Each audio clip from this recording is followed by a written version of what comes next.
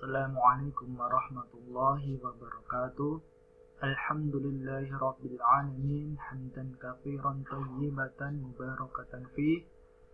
Alhamdulillah, hari ini kita bisa melanjutkan kembali pelajaran tahsin kita. Insyaallah pada hari ini kita akan belajar idgham bi gunnah. Apa itu idgham bi gunnah? Idgham bi gunnah yaitu meleburnya nun sukun atau tanwin ke dalam suatu huruf setelahnya yang disertai dengan dengung. Gunnah itu artinya mendengung. Idgham itu artinya melebur. Berarti melebur disertai dengan dengungan. Ada 4 huruf di dalam hukum idgham bi gunnah ini, yaitu adalah ya, huruf ya, kemudian huruf nun, kemudian huruf mim, dan huruf waw yang dapat disingkat menjadi yan biar kita mudah untuk menghafalkannya. Ya, nun, mim, waw. Ya, hukum idgham bi gunnah. Apabila nun sukun atau tanwin bertemu dengan huruf yanmu, maka dibaca idgham disertai dengan dengung. Contoh idgham bi gunnah. Jadi kita sudah belajar hurufnya ada 4, ya, nun, mim, waw. Jika huruf ini sebelumnya terdapat nun sukun atau tanwin, maka dibaca idgham bi gunnah. Ini contoh, ini di sini ada tanwin dan setelahnya ada huruf ya, maka dibaca idgham bi gunnah. Di sini ada nun sukun, kemudian setelahnya ada huruf mim, maka dibaca idgham bi gunnah. Ini sama, di sini ada tanwin, setelahnya ada huruf waw, maka dibaca idgham bi gunnah. Kita akan mempraktekkan bagaimana cara membaca idgham bi gunnah. Mulai dari sini, faman ya'mal,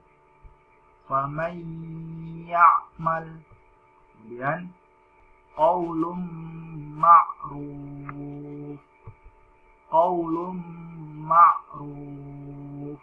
sirajan wahhajan.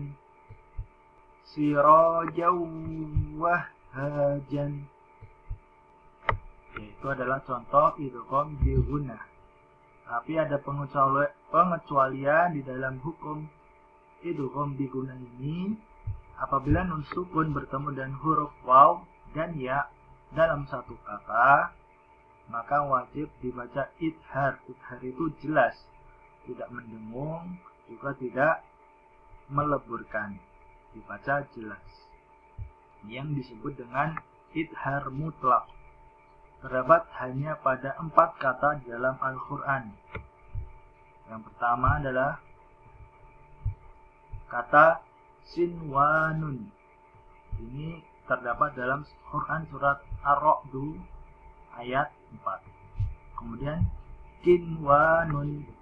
Ini ada di surat Al-An'am ayat 99. Kemudian bunyanun. Nah, ini kan dibaca jelas. Ini juga tadi dibaca jelas. Ini juga dibaca jelas ya.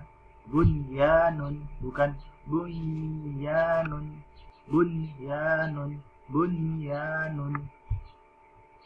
Itu terdapat dalam Quran surat At-Taubah, An-Nahl, Al-Kahfi, Asy-Syafa'at, dan As-Saff. Kemudian yang terakhir adalah ad-dunya, bukan ad-dunya, kan, tapi ad-dunya. Bacanya jelas. Nun sukun dibaca jelas, ya dibaca jelas. Ini terdapat dalam Quran surat Al-Baqarah ayat 85 dan surat lain di dalam Al-Quran.